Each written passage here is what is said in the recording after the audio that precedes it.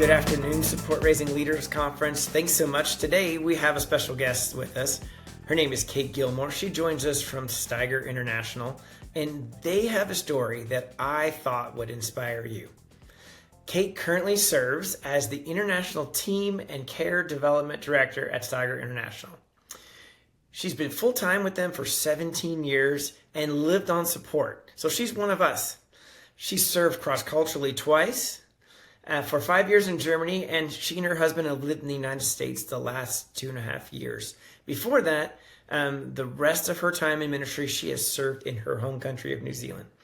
All of her roles in international operations and other supportive functions, so she's heard all of the fundraising excuses. You can't raise support when you're serving in your own country. Raising support for the back office support is too hard. So she knows the language, she knows the challenges. And Kate has a passion for her missionaries to thrive. So today we're going to dive into Steiger's story. So the first question you might have is, what is Steiger? So Kate, can you tell us a little bit about Steiger? Yeah, sure. So thanks for having me, Mark. It's great to be with you, even if it's just virtual. So Steiger is a global missions organization. We're called to reach and disciple the global youth culture who would never step foot into a church. Okay, so we see that as 17 to 35-year-olds, largely urban. We have presence in around 220 cities. We operate on a city basis around 38 countries. Now, we're a little bit of a different missions organization in the sense that 3/4 of our missionaries live and serve in their own cities. Okay, so we only have 25% cross-cultural. So whilst that's great for visas and mobilization, it's actually perceived to be terrible for fundraising. So in 2023, so last year, we really identified that one of the main things that's holding us back as a mission is our underfunded missionaries. So around 120 of our 150 missionaries not yet achieved full funding.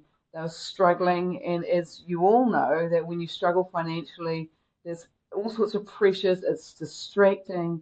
It's just hard to even continue to do ministry. So we were asking ourselves the question as an international leadership, how could we bring on more missionaries when our current missionaries are struggling financially? So that's a little bit about us. I mean, that's a little bit of our backstory. Yeah, that's great. I mean, and I think we have a lot of college ministries and campus ministries in the audience, and so they certainly can relate with the idea that you're serving in your home country, and why should I support you? They certainly can resonate with that idea. Now, tell us a little about some of the challenges. You hinted and alluded about some of the underfunded, but dive down in a little bit and share kind of what was happening and the impact. Sure. Yeah, sure. So many of them really have this underlying thought or feeling or fear, I guess, that they couldn't raise support in their own context or culture. So I probably only maybe 25% of our missionaries are North American, so most of them are from all over the world. So we have, Latinos, South America, Russians, Ukrainians, Polish, I mean, a lot of Eastern Europeans, and many of them were even are still, less now, asking, is raising financial support even biblical? Despite us talking about it a lot at our international meetings, having provided some with training, they're even just asking the question of, I don't even know if it's biblical for me to go out and ask people to support me financially. And they're also so busy doing ministry that, they don't want to stop to do something that they really actually don't want to do. Yeah. Well, and I mean, it is a little staggering the number and how impactful and how stuck they felt. I mean, that's a challenging situation. Well, Yeah. and then obviously that the impetus for the change was the impact on ministry. But Yeah. why change? How did you guys make this happen? Well, we knew, I mean, we've been growing quite rapidly as an organization, and we knew that to continue with our growth, we needed to get our missionaries focused on being fully funded, getting fully funded. So last year, our international leadership in our strategic meetings towards the end of the year, we were really seeking God about our theme for 2024. Each year we like to have a theme, and we really found our theme for this year was to dig deep, like Luke 6:48. It's a man building a house who dug down deep and laid the foundations on rock. And when the flood came, the torrent struck that house, but could not shake it because it was well built. So, as well as many other things, different areas as well. This is not the only area, obviously, that we're digging deep in. We really felt that we needed to include building a way for our missionaries to become fully funded as part of our 2024 Digging Deep. So we knew that this would improve our capacity for the ministry as well as the focus of our people. You know, one of the main reasons we've experienced that people would leave the mission is because they're underfunded. You know, so that's just a real struggle, or the lack of focusing on their ministry. Because when you live in your own city, if you don't have enough funding, it's so easy for you to go and get a part-time job, right? It's so easy for you to say, well, hey, I'll go. For a lot of our missionaries that are younger, I'll just go back home and live with my parents. You know, and we didn't want these things. We wanted them to thrive not only in their ministries but financially. So also when we're really thinking about it, I mean, just even biblically, you know, you're not actually only just raising financial support, you're raising partners, right? So the more of our people that can raise financial support and partners in their ministry, the more people that are praying for our ministry, the more people that are praying over the work that God has called us to do. So that's really, you know, was the fundamental reasons why we decided this year we were going to make a big change.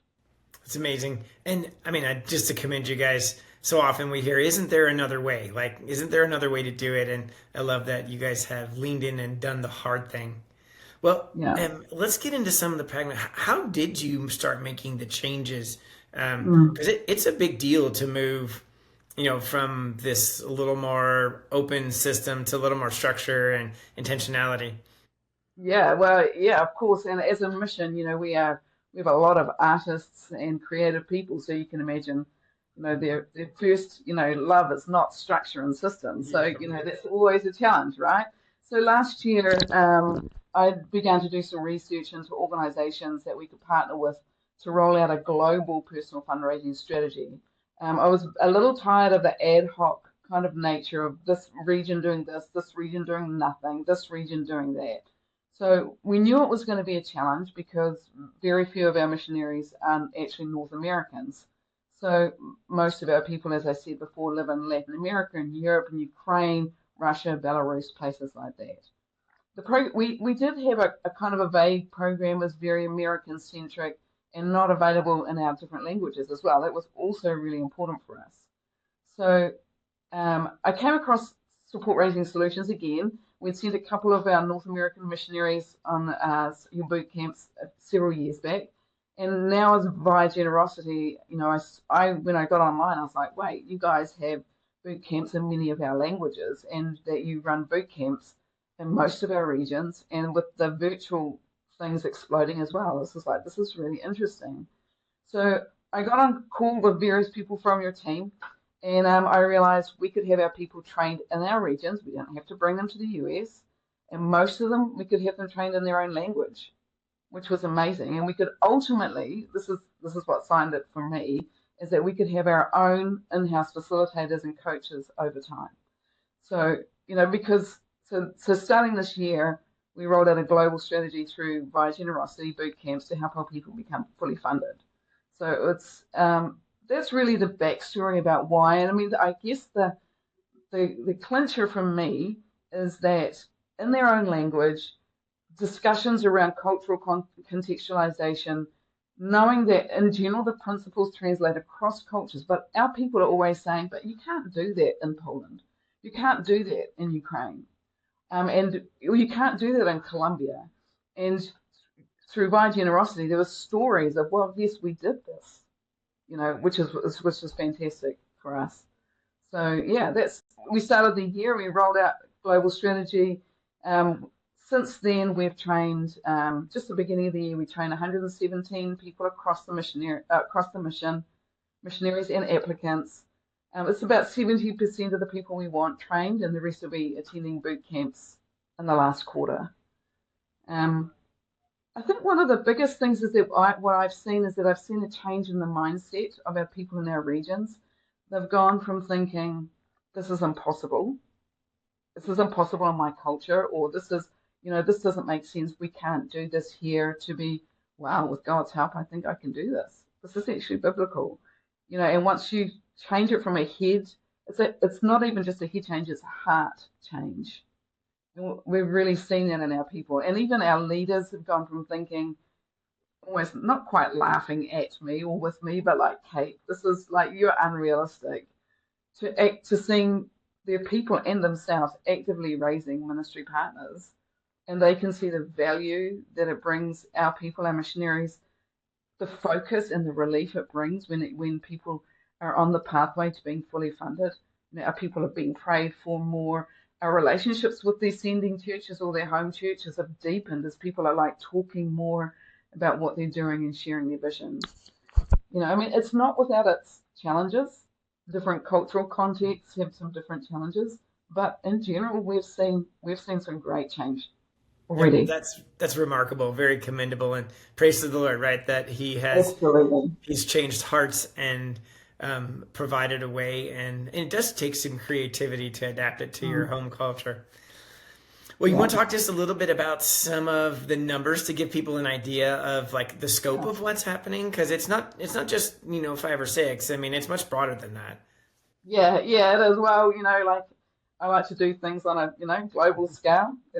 Yeah. So we've seen, like as I said before, we've seen 117 people through the boot camps, your boot camps, run in English, Spanish, Russian, and Portuguese.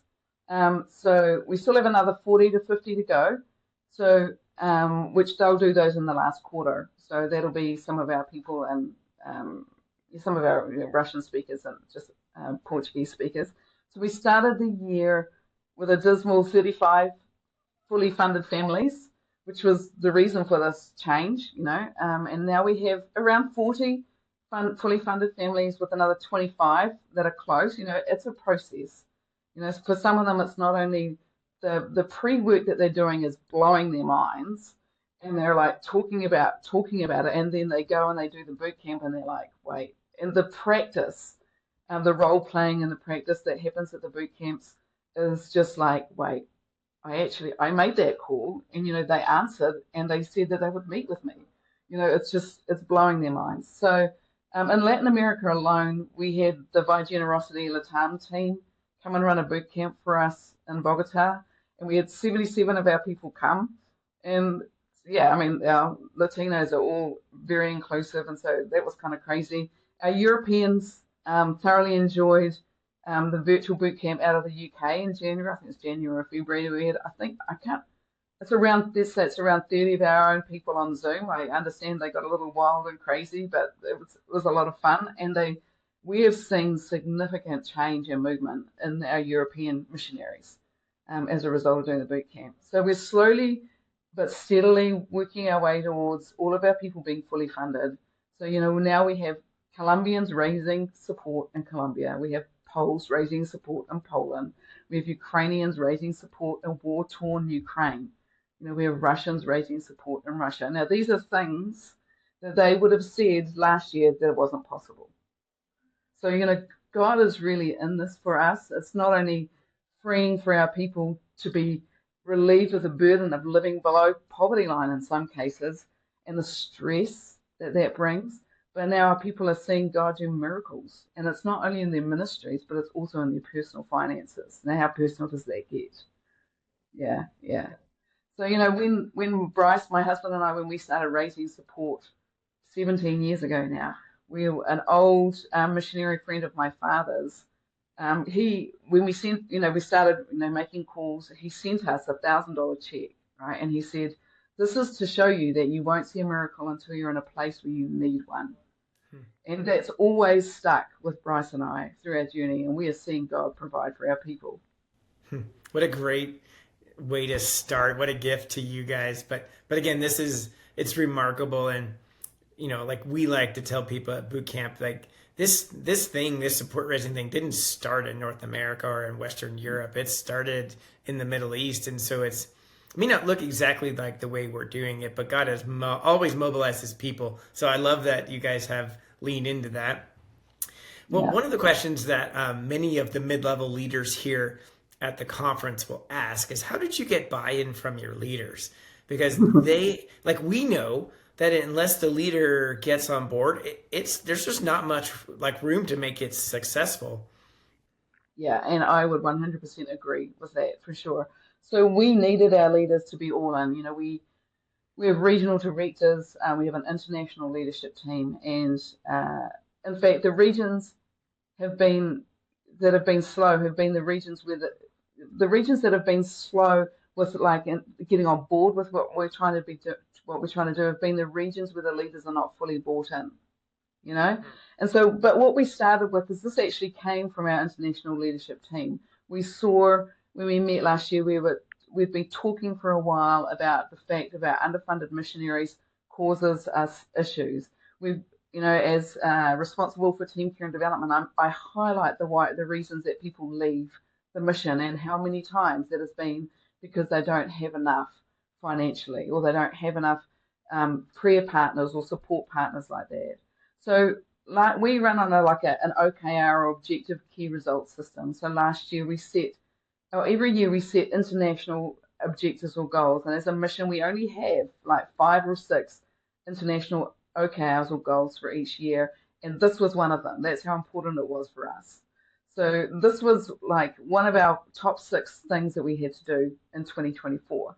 So once we set them internationally, each of our regions has to develop a strategy about how they would achieve or execute that, get that done. So we set it at the top.